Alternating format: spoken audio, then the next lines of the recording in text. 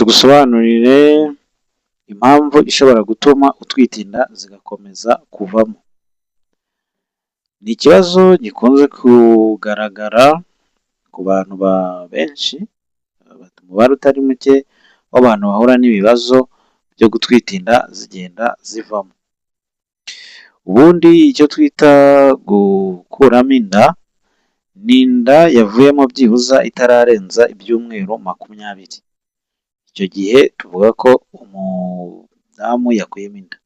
Naho iyo irengeje ibyo byumweru 20, ntabwo biba bikitwa gukuramo inda, ahubwo either abantu umwana wavutse apfuye, ariko ntabwo biba bikiri gukuramo inda, uwo aba yamaze kuba umwana.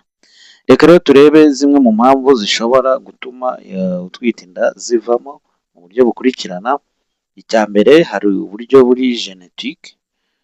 Uburyo buri genetike cyane ni ikibazo gikunze kuba aho amajene yawe abuza kwiforoma kwa amburiyo cyangwa se urusoro mu minsi ya mbere rutabasha gukura, bityo inda igahita ivamo ikiri nto.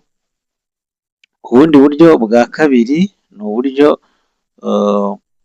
umuntu yisanga afite abasirikare b'umubiri barwanya inda.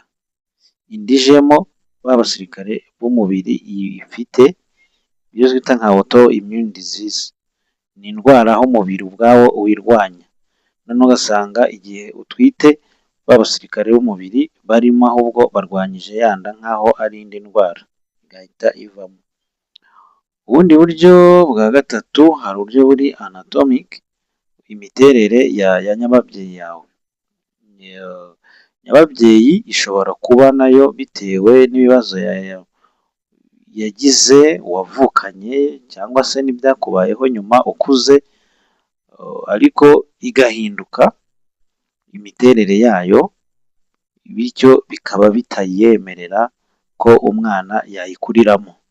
Icyo gihe nabwo rero iyo wa mwana atangiye gukura, abura aho akurira bitewe na cya kibazo cy'ukuntu nyababyeyi yawe iteye, bityo inda ikavamo. Indi mpamvu ishobora gutuma inda zivamo cyane ni uburwayi bw'ama-infection. Ushobora kurwara ama-infection atandukanye. Hari infection zizwi zandurira mu mibonano mpuzabitsina, abantu bajya bazisuzugura bakeka ko ari uburwayi buri aho bworoheje, ariko ntabwo byoroheje. Nubona arwaye imitezi, za mburugu, izizwi nka chlamydia, izo ni indwara mbi ku mudamu yewe ndetse no ku mugabo. Rero niyo mpamvu uba utegetswe kuzivuza neza igihe wazirwaye. Ikindi, ukagirwa inama yo kugabanya umubare w'abantu uryamana nabo kugira ngo utandura izo ndwara. Indi mpamvu ishobora kugutera iki kibazo, impamvu tubona muri environnement, ubuzima tubamo, akazi dukora, ushobora kuba expose ku maproduit chimique atandukanye bitewe n'akazi ukora, nayo akaba amwe muri ayo yakwangiza inda. Ushobora kuba expose ku ma radiation bitewe n'ahantu ukora, ugasanga hari amareyo akugeraho, cyangwa se mu Kinyarwanda ugenekereje byaba ari imirasire, ariko si imirasire y'izuba, amareyo ava mu mamashini atandukanye bitewe n'akazi waba ukora, nabyo bikaba byakwangiza inda utwite. Aho dushobora no gusangamo amaproduit chimique, harimo ibiyobyabwenge, gukoresha ibiyobyabwenge cyane nabyo bishobora kugutera icyo kibazo. Indi mpamvu yindi wenda ari nayo twasorezaho, ikibazo cy'imisemburo. Uko mubizi cyangwa se n'abatabizi mubimenye, kugira inda ikure hari imisemburo ibigiramo uruhare. Iyo rero wagize ikibazo cy'ikorwa ry'iyo misemburo izakenerwa, icyo gihe ntabwo nyine inda ibasha gukura neza.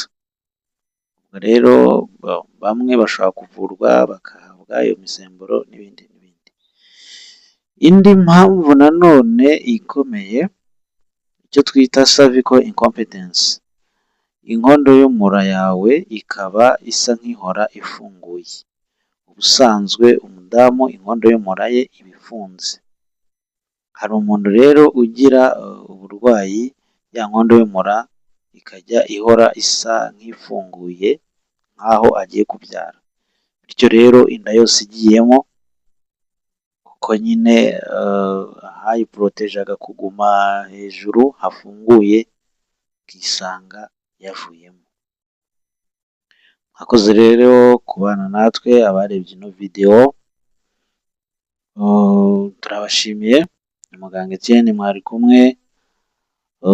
Nawe ufite ikibazo ushaka ko tuzagusobanurira wakitubwira muri comment, ndetse ushobora no gusangiza ino videwo ku bandi bantu nabo bakamenya aya makuru, ushobora gusanga nabo bayakeneye. Murakoze, mugire ubuzima bwiza.